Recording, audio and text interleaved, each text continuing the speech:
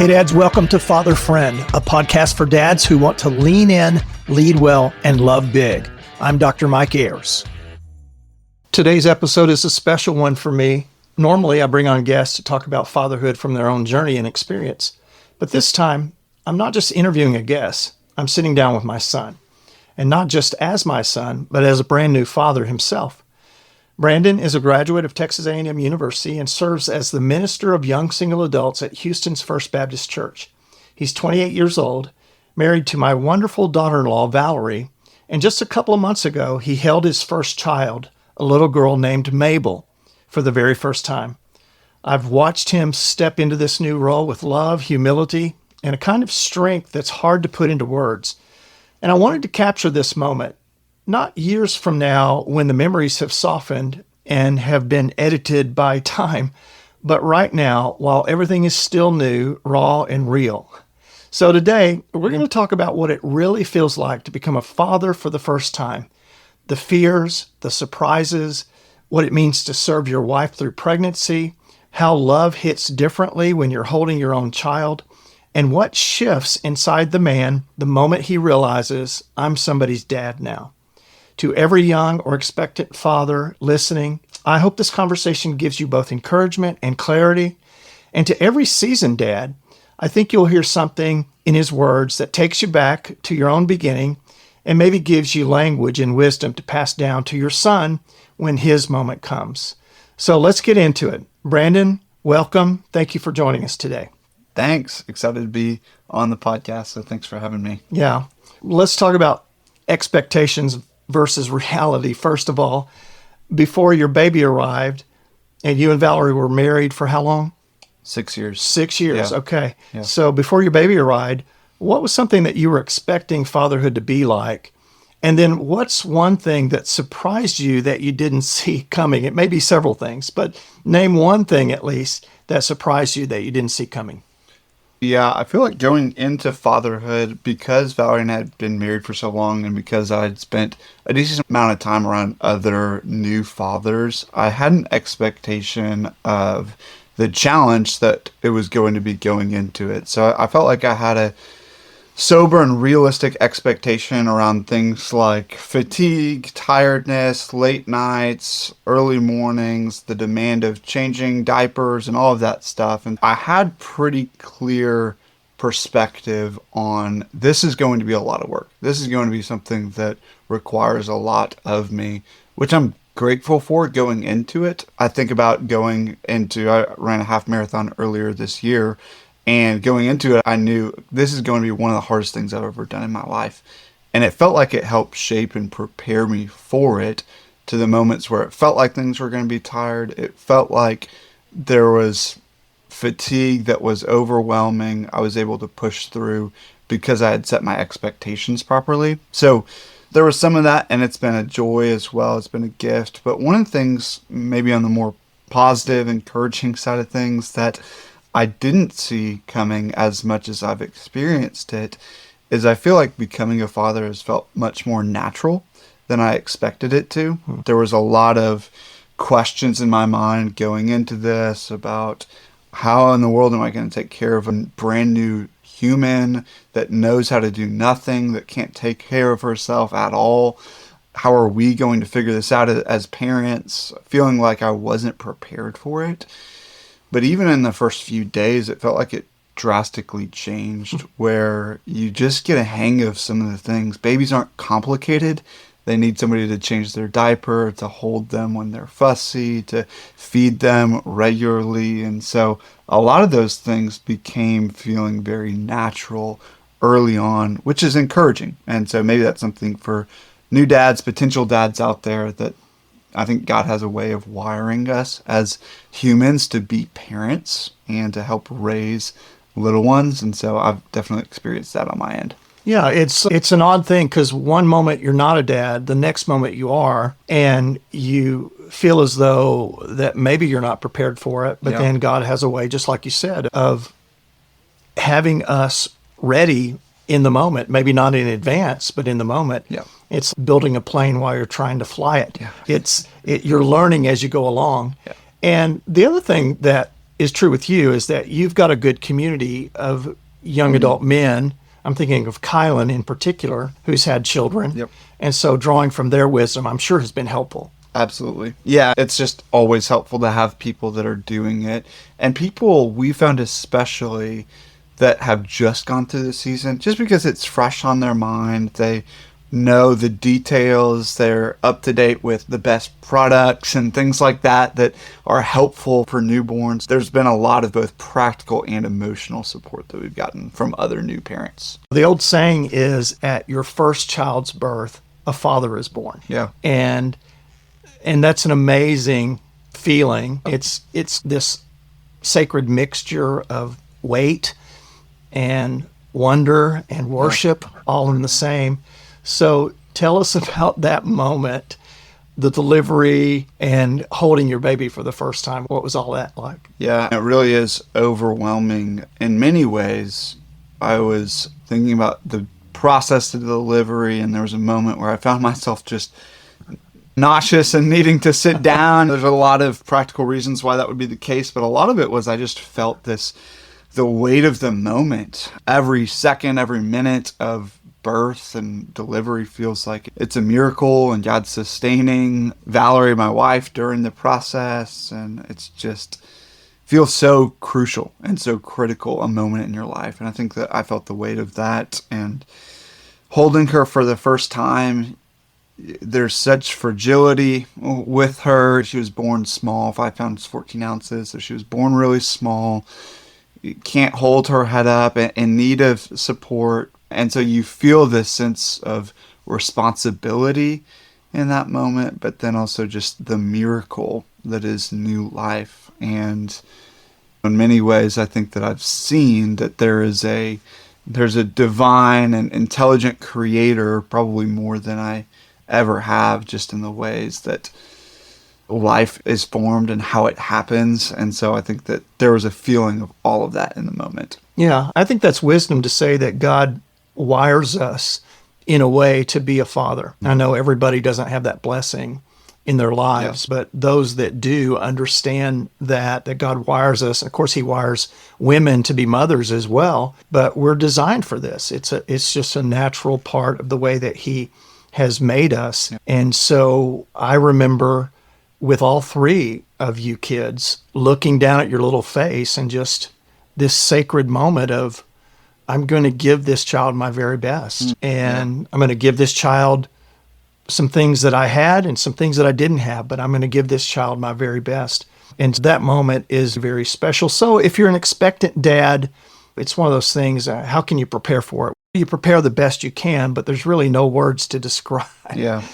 Let's talk about serving your wife during pregnancy, because that's a whole process in itself. So what did you learn about supporting her through that season? And what advice would you give to men, both expectant dads and maybe young single adults or young married adults who don't have kids yet, but one day will?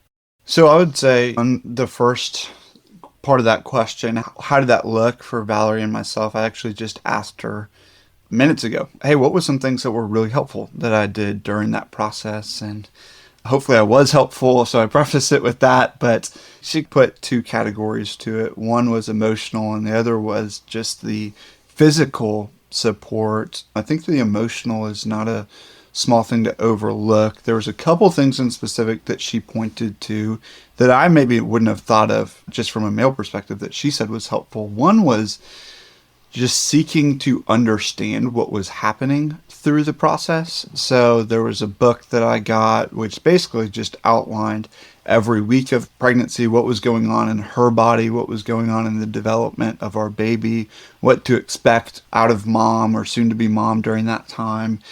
And it just was really helpful because it showed her that I cared about what was going on inside of her, that I wasn't just trying to be patient, but really seeking to understand her situation. And so there's things through that I think create empathy. The woman's body is working so hard during pregnancy that there's a lot of fatigue and there's a lot of draining moments for her. And I'm not just having this perspective of, oh, she's being lazy because she's sitting down or laying down or not doing as many chores as she normally would. But I think that by educating yourself, you actually understand how much the woman is going through. And so that was something that she mentioned helpful through the process.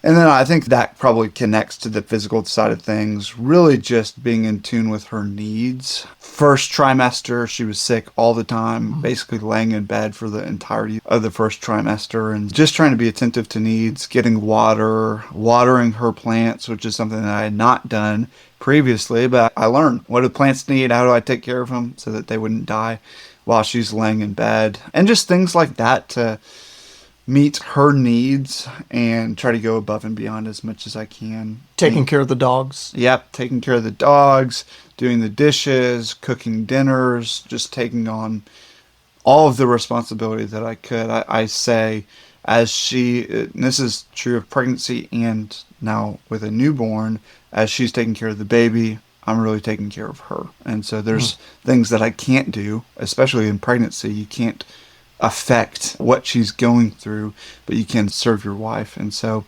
that would be some practical things that I think would be helpful. The maybe advice side of things would be a little bit more perspective that I feel like I've gotten is just, I look at passages like Ephesians chapter 5, Philippians chapter 2, which really inform my perspective of being a husband and father, to love your wife as Christ has loved the church, which is sacrificial in nature. And then Philippians 2 talks about the nature of Jesus, who counted others as more significant than himself, emptying himself. And so those inform me to say, within a family unit, if God's called me to lead, that doesn't mean that I'm being served, but it means that I'm the one serving everybody else. And so the expectation should be, as a husband, as a father, put yourself last. What are the needs of everybody else? And seek to serve those. And through that, you're really fulfilling, I think, a big part of your calling. So if you are a single adult, if you're a married man who's not in that stage yet, seek to put others before you as much as you can, whether that's in a church community, whether that is your spouse, whether that's in your friendships, relationships. By putting others before you and serving their needs, I think that's great preparation for this unique season of life. Yeah.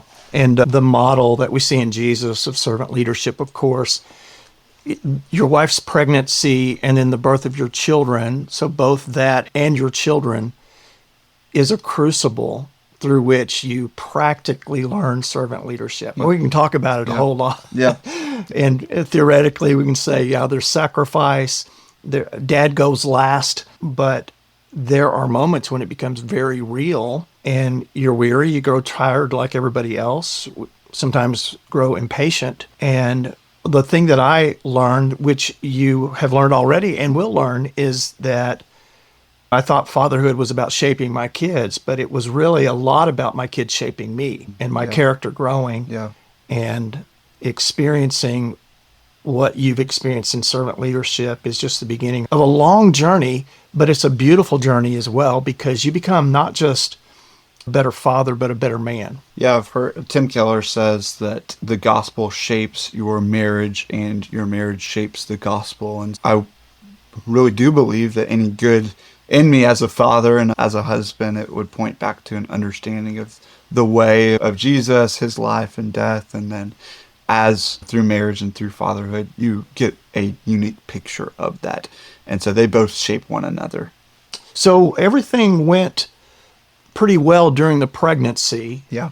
Tell us about the early delivery a little bit. Yeah. Was there a moment of fear during the pregnancy where you were concerned about something, or did you feel like everything went pretty well according to plan?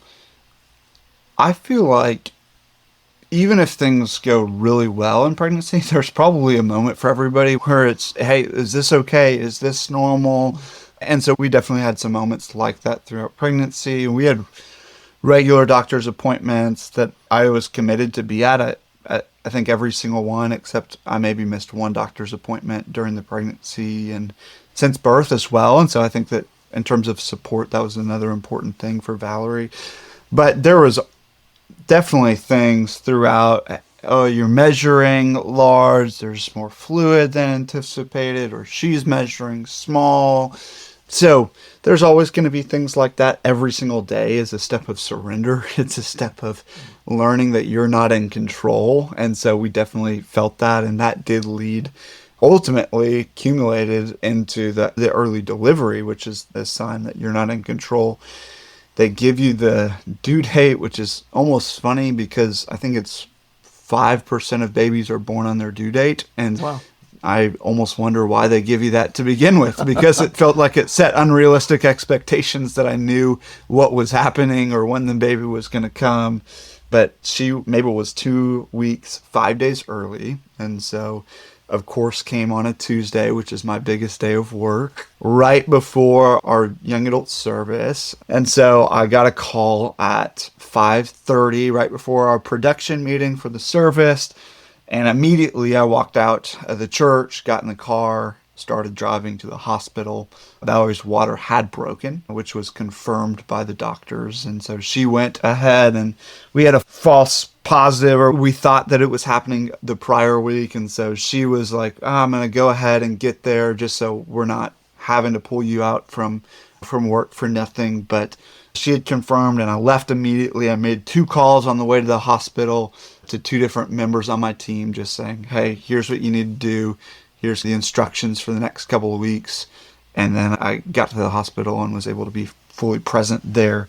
But definitely prepare early, and just a practical thing, have the car seat in the car, have the nursery ready as much as you can, because you don't know when the baby might come. There's so many ups and downs in the course of all that, and riding the wave and having a non-anxious presence for your wife is really important, because sometimes there's anxiety, of course, depending upon your wife's personality, but there can be anxiety and concern, and reassuring her during that process is very important. Let's turn a corner a little bit and talk about the first couple of months. Mabel is just over 2 months old. Did you have a moment with her after she was born that was a special moment of some kind, whether it was in the middle of the night? What is it that just makes your heart flutter when you hold your child? Did you have a moment or two where you just, this all-encompassing love that you feel for your child? Can you describe a moment like that for us? Yeah, so many. A couple of specific, significant moments that I would remember that I feel like produced a couple of different things. One, as soon as she was born, it really did feel like we were talking about more love all of a sudden is there in your heart. I don't think love is detracted from something else. I think about the Grinch, and his heart grew 3 times the size. And I think that's a lot of what my experience was, is that all of a sudden there was more love to give than there previously was. And so as soon as she was born, there was just this amazement.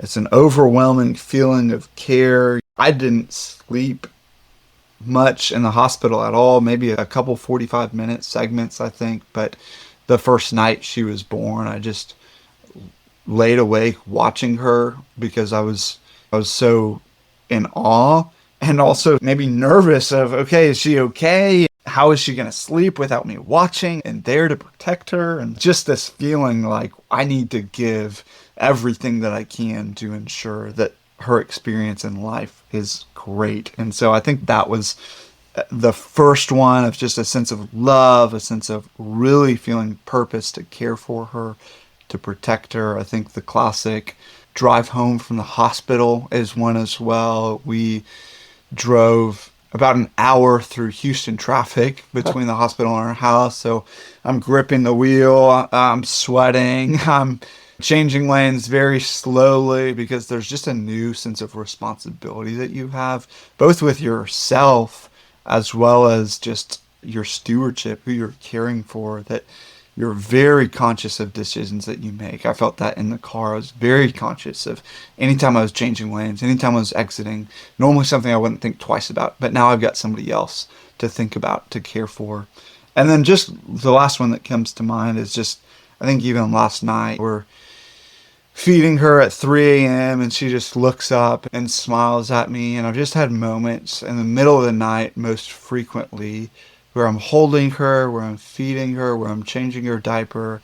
And I just get the sense I'm so grateful that I get to do it. There's maybe, if you're like me, a lot of perspective that I heard early on from people is I'd say, yeah, we just have a newborn, and they always ask, oh man, I bet you're exhausted. How are you sleeping? And it's real that there's not a lot of that to go around, but I'm grateful for the moments that I'm not asleep because I'm with her, taking care of her, moments that we won't get back. And so I think that I've had several of those where we've just found gratitude in the inconvenience, gratitude in the dependence that she has, knowing that every stage of independence that comes from this point on will be very bittersweet because she'll grow less dependent on us. Yeah, there's a saying, I think it's by Matt Haig, who said, if anyone tells you that being a dad is the best thing in the world, they're understating it. And to feel love that you'd never felt before is just something very special. And there's Yeah. obviously nothing like it. It's a great privilege. Are there things now, as you think about fatherhood in general, now as a dad yourself, and you're early in the process, but are there things you understand or respect now that maybe you didn't fully grasp before? Are there parts that you hope to carry forward or approach differently in your own fatherhood? It is so early that it's hard to get perspective on parenting, if that makes sense. I do feel like a parent, but a lot of it I feel like I'm a caretaker. I'm somebody that's loving her. I'm somebody that's holding and feeding and changing diapers, but there's not any sense of strategy really involved as opposed to just patience and love and care. And so the parenting side of things, I think I'm still a little bit blurry on, but I would say that perspective wise, you don't know how much your parents invested in you until you do it yourself, just because Mabel will never remember the nights, the care, the appointments, the times we're holding her and just staring at her for hours and cleaning up spit up and all of that. So she won't remember that. And so I think that until you do it, you don't appreciate how much goes into it. And so I do think that it increases the level of love that you feel like you had received, like that I feel like I received in my childhood because of the sacrifice and even like life decisions that change the moment that you find out you're pregnant and wow, okay, now we can't do that vacation. We need to do this. And there's so much that just understandably it's a good thing revolves around your child. So the sacrifice of that, I think I have a different perspective of now. Yeah, and you've got a long journey ahead, and that'll play out in different ways. And we're not always ready for what's ahead, but God has a way of providing for us. And I know that's going to be true for you and Valerie as well. So as we close, if a new or soon to be dad is listening right now, is there one thing that you'd want to say to him from where you are in the journey, even this early on? Is there some kind of point of advice that you would give to that man? The thing that I found myself saying over and over again, which I feel like maybe holds in tension some of what I've been talking about, is just because it's a gift doesn't mean it can't be hard. And so that's really where I've come back to time and time again. Just because it's a gift doesn't mean it can't be hard. Just because it's a gift doesn't mean that there's not something required of us in stewardship. Fatherhood has been one of the greatest gifts in my life and in Valerie's life. And there's nothing that we would do to change the position that we're in. And I am very high on talking of the blessing that fatherhood has been, talking of the blessing that Mabel has been, the sacrifice, all that stuff. It's been such a gift. And so I think just knowing that both those things can be true at the same time, like it can be difficult. And yet, again, I find myself oftentimes thanking God for the challenge that it's been, the way that He's shaped me through it, the way that we get to care for her in such a vulnerable state that her life is in our hands, her childhood is in our hands, and that's an honor and that's a blessing. So I think I found that, Valerie and I have found that kind of a funny thing that I'll say just in closing is I don't know actually the name of the song, maybe you do, Dad, or who wrote it, but there's a song that says over and over again, you're going to miss this. You're going to want this back. You're going to wish this time hadn't gone by so fast. And Valerie and I just sing that all the time. Whenever there's a poopy diaper, whenever she spits up on us, whenever she's crying her head off, like we just find ourselves singing that song in those moments as a reminder of we are going to miss this and we are going to want this back at some point. So we want to soak up as much of it as we possibly can while we have her in this stage. I think one of the trappings of being a dad, and of course every parent, not just the dad, but the mom too, is the long journey, the long path to walk. And in the midst of that path, we get tired, we grow weary, we can become distracted. And every generation says it, the time passes so quickly, so soak up that time. Yeah. And still looking back, I go, boy, I wish I would have just embraced those moments, even the chaotic ones, a little more, with a little more perspective and a little more patience, and just soak in the beautiful experience of it. So if you're a dad out there listening, you've got a window of time, and it's really important, even in the midst of busyness, to get back on track if you drift, and to try to soak in the moments that God gives you, because those moments do pass quickly. And I would say one other thing, if you're a grandfather listening, there's nothing better than seeing your children parent their children, and the pride that you feel and seeing them have this kind of love, and to have an appreciation for the kind of love that you have for them. And that's been cool to see with Brandon, and it's been cool to see with my oldest son, Ryan. And it's going to be cool to see with my daughter, Kaylee, as well. So, Brandon, thank you so much for joining us. I appreciate your time. I love you. I'm proud of you. I love Valerie. And, of course, we love Mabel now and can't wait to walk with her in these years ahead. So thank you. Thanks, Dad. Love you too. Grateful to do this with you. Thanks so much. Yeah. I'm Dr. Mike Ayers. You're listening to the Father Friend Podcast. Thanks for listening today. I'm Dr. Mike Ayers. If you enjoyed this podcast, please share it with other dads. I'd love to hear from you. Email me at mikea@fatherfriend.net with comments, questions, and your biggest takeaways. For more tools, resources, and real talk on fatherhood, visit fatherfriend.net or follow on social media @ThinkingDads. See you next time.